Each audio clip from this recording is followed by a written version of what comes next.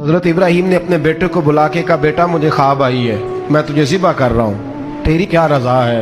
تو حضرت اسماعیل کہنے لگے یا ابت افعل ما تؤمر، ابا جی اللہ جیسے حکم دیتا ہے میرے ساتھ ویسے ہی کریں۔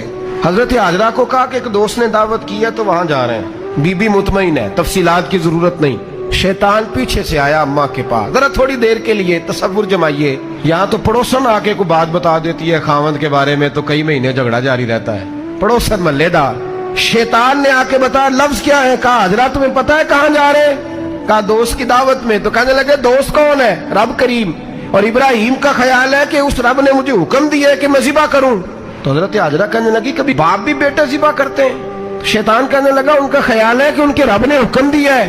تو جناب ہاجرہ فرمانے لگی اگر رب نے حکم دیا تو پھر تو مجھے شیطان لگتا ہے۔ کہا کیا مطلب؟ فرمانے لگی اگر رب کریم کا حکم ہے تو میرے پاس ایک اسماعیل ہے، اگر 1000 بھی ہوتے میں سارے اللہ کے راستے میں پیش کر